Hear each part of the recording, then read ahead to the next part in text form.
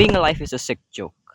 No, I'm not talking about it in the I'm 14 and this is edgy way, but more in a philosophical way. Think about it. You have to eat in order to survive. You have to go out of your way to sustain yourself with energy in order to stay alive. And you might think, yeah, well, that's kind of tedious, but for 72 years of life, it has to be worth it, right? One third of that life is gonna be spent on being asleep. If you count that up, you're only gonna have 42 years of life. Not to mention school or work or whatever else is gonna take up most of your time. And you know that uneasy feeling that you have in your stomach right now from hearing me talk about this shit? That's literally from your DNA. You are pre-programmed to be scared of something that is inevitable anyway, because no matter what, you are going to die. That's a guarantee. You know what? I think being born as any conscious being at all is already a curse. Oh, you think we got it bad? In nature, a good chunk of the population has to be hunted down and brutally dispatched so that the other chunk wouldn't starve to death. And before any of you vegans and vegetarians start stalking, I'm one of them, humans are not immune to this curse either. As omnivores, we need vitamin B12 for basic functions, which can only be naturally found in animals. At least the one thing that those animals have that are ahead from us is how blissfully unaware they are.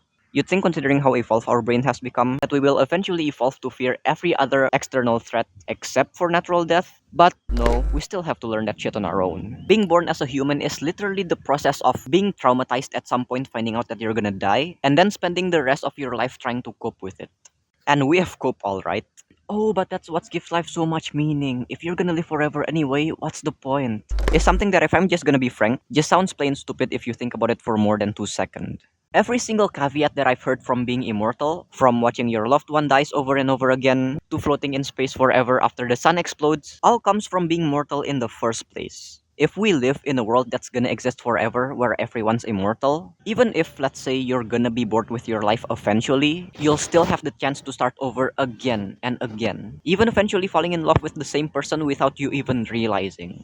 But no, we don't live in that world. Why? Just for the fuck of it. Some others also turn to religion, which, as much as I love to feel superior to you guys, in this case I'm not. As of now, I not only still believe in a god, but I'm also naive enough to think that this god still have divine justice and actually give a shit about humans. But as far as science concerned, none of it has ever been proven, and chances are none of it ever will. The more scientific form of comfort would be the apple in a box universe theory, which states that if the universe does have an end and will exist forever, that every atom in the universe, including the ones that makes up your consciousness, will inevitably rearrange itself to the way it is now over and over, basically for infinity. But putting aside the fact that it's just a theory, would that comfort even matter if by the time you exist again you won't even remember it? But you know what's the most hilarious thing is? The one that I've saved for last? The one thing that's now only affecting you and nobody else. You clicked on this video.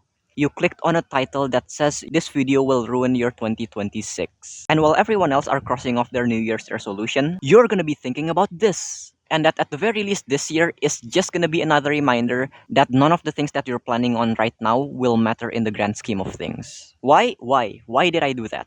Because it's funny. Good night, sleep tight. Don't let death and the existential void bite, even though it will, eventually.